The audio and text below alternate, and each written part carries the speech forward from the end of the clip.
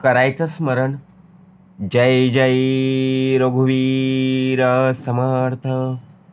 श्री समर्थ कृपेने एक सुंदर असा बोध, एक सुंदर असं श्रवण आपल्याला प्राप्त झालेलं आहे.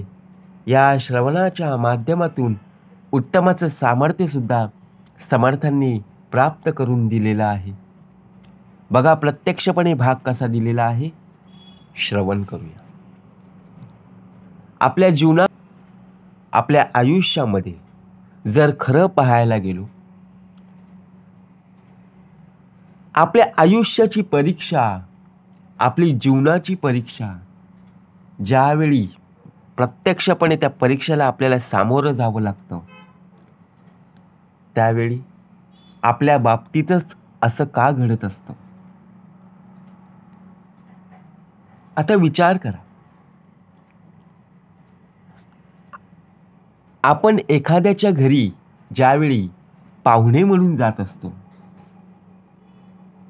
त्यावेळी आपण जात असताना रिकाम्या हाताने कधी जात नाही. काही ना काहीतरी आपण खाऊ म्हणून घेऊन जात असतो की नाही? नक्कीच. मग ज्याप्रमाणे प्रत्यक्षपणे आपली परीक्षा केव्हा असते? आपल्या घरी कोणी पाहुणे आले, रिकाम्या हाताने येतील का हो? नाही, काहीतरी घेऊन येतातच. आणि जर कोणी घेऊन आलं नाही तर आपल्या जीवाला वाईट वाटतं. अरे बघा, प्रत्यक्षपणे विचार करा. आपली देवावर, परमेश्वरावर संपूर्णपणे श्रद्धा आहे, भक्ती आहे, विश्वास आहे. ज्याप्रमाणे आपण ज्ञान, वैराग्य आणि सामर्थ्य या त्रिवेणी संगमावर, त्याच्या उपासनेमध्ये आपला देह संपूर्णपणे बघा त्या विश्वासावर आहे, तरी सुद्धा देवाला काय आवडतं? प्रत्यक्षपणे आपला देह हा सत्कर्मात असला पाहिजे. सत्कर्मयोगी वय घालवावे, सर्वांमुखी मंगल बोलवावे. मग ज्यावेळी आपला देह सत्कर्मात असेल, तीच शिदोरी, तीच शिल्लक आणि तीच पुण्याई ज्यावेळी आपण देवाघरी जात असतो, त्यावेळी आपल्यासोबत फक्त एवढंच येत असतं. ज्याप्रमाणे आपण रिकाम्या हाताने आलेलो आहोत, रिकाम्या हातानेच जाणार आहोत. सोबत मात्र ती सत्कर्माची शिदोरी शेवटपर्यंत आपल्याला टिकवायची. मग आपल्या बाबतीतच बघा असं का घडत असतं? कारण आपण चारही बाजूनी जर पाहायला गेलो तर सत्य परिस्थिती असून आपण सत्य लपवतो आणि खोट्या मार्गाला आयुष्यभर तेच खोटं बोलून बघा प्रत्यक्षपणे त्याच खोट्या बोलण्यावर आपण विश्वास ठेवत असतो. एखाद्याशी खोटं बोललं, एकदा का खोटं बोललं, पुन्हा पुन्हा त्या खोट्या बोलण्याचा सराव, खोट्या बोलण्याची सवय लागून जाते. म्हणून जाणीव केव्हा असते? घड्याळाला सुद्धा पाहायला गेलो, वेळ हळूहळू निघून चाललेली आहे.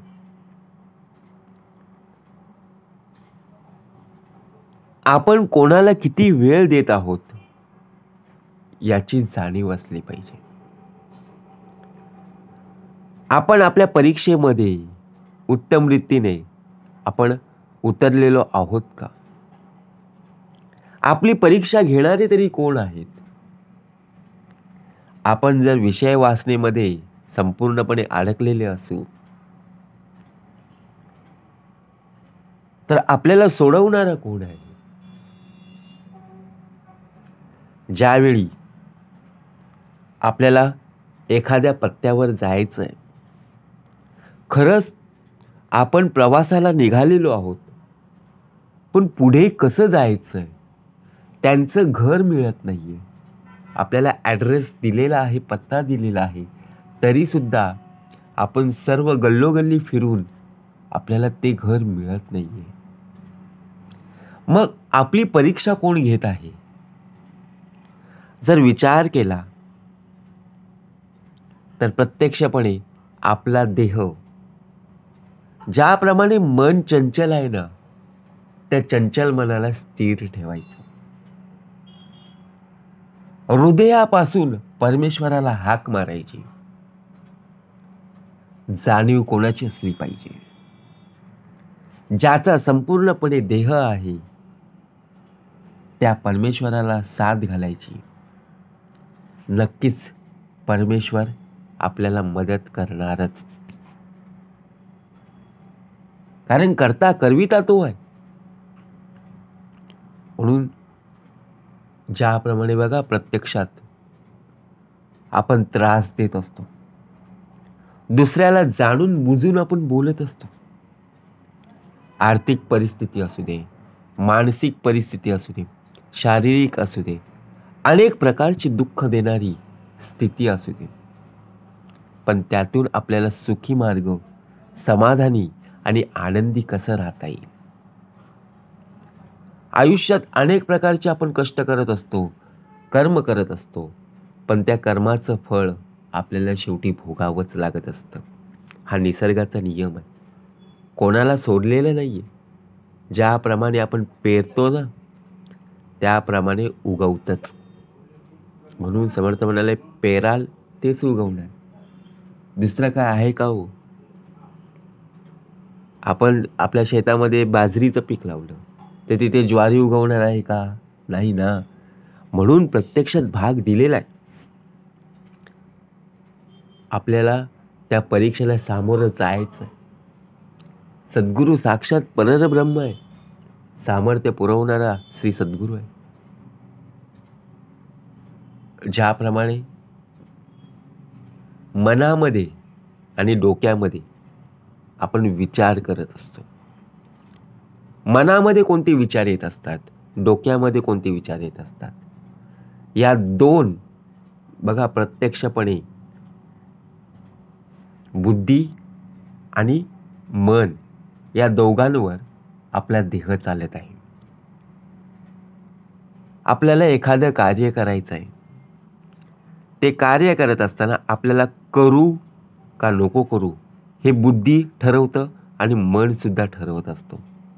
बुद्धी साथ देते परंतु मन साथ देत नाही, मन साथ देतं पण बुद्धी साथ देत नाही. मग ज्यावेळी दोन्ही साथ देत असतात त्यावेळी ते कार्य आपोआप पूर्ण होत असतं. पण एका वेळेने जर एकाने मदत केली नाही तर तळ्यात मळ्यात होत असतं. म्हणून विचार करा, आपल्यासोबत परीक्षा आहे. कोणती परीक्षा आहे? आपण ज्याप्रमाणे शाळेमध्ये होतो, शाळेमध्ये आपण पेपर आले की आपण सोडवायचो, अभ्यास करायचो. जे प्रश्न आपल्याला बघा पाठ्यपुस्तकात असायचे त्याची उत्तरं आपल्याला त्या पुस्तकातून मिळायची आणि ते आपण उत्तरपत्रिकेमध्ये लिहायचो. पण असे काही प्रश्न आहेत ते पाठ्यपुस्तकात न मिळणार आहेत, ते त्याच्या चरणापाशी आहेत. म्हणून समर्थ म्हणाले, देवा सोडविशी इथून. का सांगितलं? कोणता आधार आपल्याला असला पाहिजे, कोणत्या रथचक्रात आपण अडकलेलो आहोत. ज्याप्रमाणे उपासना दिली, देवाची भक्ती, देवाची पूजा आपण कशा प्रकारे करत आहोत, आपला आत्मविश्वास का खचलेला आहे, मग आपल्या बाबतीतच का घडत असतं. सर्वजण मेहनत करत आहेत परंतु सर्वच जण पास होत असतात का? नाही. आपल्या शाळेमध्ये जरी आपण उदाहरण पाहिलं, सर्वजण अभ्यास करत असतात पण सर्वचे सर्व पास होत नाही. क्रिकेटमध्ये जर पाहायला गेलो, खेळामध्ये जर पाहायला गेलो, 11 खेळाडू असतात, बरोबर की नाही? 11चे 11 खेळतात का? नाही. क्वचितच त्यातले 2-3 असे खेळतात की ते संपूर्णपणे मॅच जिंकून टाकत असतात, बरोबर की नाही? म्हणून स्वतःच्या यशापर्यंत पोहोचवण्याचा मार्ग हा स्वतःवर अवलंबून असतो. अहो, अपयश कितीही जरी आले ना, त्या अपयशाचा जागा संपूर्णपणे भरून काढण्यासाठी आपल्याला सतत कार्य करत राहिलं पाहिजे. कार्य जर केलं, कर्म जर करत राहिलो, तर नक्कीच आपल्याला त्याचं फळ प्राप्त होणार. म्हणून परिस्थिती कशीही असू दे हो, आपण परिस्थितीला घाबरून चाललेलो आहोत.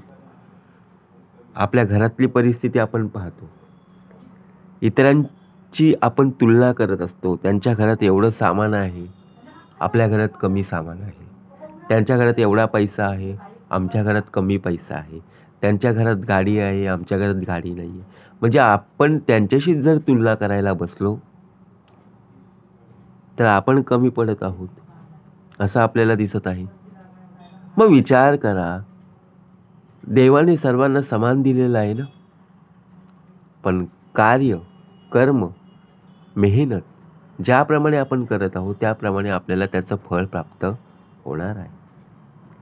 त्याच्या नशिबामध्ये, त्याच्या पुण्याईमध्ये, त्याच्या शिलकीमध्ये जेवढं काही प्राप्त करून दिलेलं आहे तेवढं त्याला मिळणारच आहे ना. परंतु आपण काय विचार करतो, त्याच्या नशिबात एवढं कसं प्राप्त झालं, मग माझ्या आयुष्यात का मला मिळालं नाही आहे, आपण अजूनपर्यंत विचार करत आहोत आणि देवाला दोष देत बसत असतो की देवा, हे माझ्यासोबतच असं का घडतं? मी सुद्धा तुझी उपासना करत आहे देवा, तुझी मी भक्ती करत आहे, पूजा करत आहे, असं कोणीही करू शकत नाही, तेवढी मी करत आहे, पण तिथे मी पण आणलास, बरोबर ना? कारण ज्यावेळी जखम होते ना, ज्यावेळी जखम झाली की प्रत्यक्षपणे ज्यावेळी जखम होते त्यावेळी आपल्याला कळतं, त्यावेळी प्रत्यक्षपणे आपल्याला त्याची जाणीव होतं. जखम झाली की आपण दवाखान्यात जात असतो, ठेच लागली की दवाखान्यात जात असतो, त्यावेळी आपल्याला त्या देवाची किंमत कळत असते. कारण तिथे पैसा लागतो. एवढं शरीर, एवढा हा नरदेह फुकट मिळालेला आहे. आपल्याला किती आयुष्य आहे,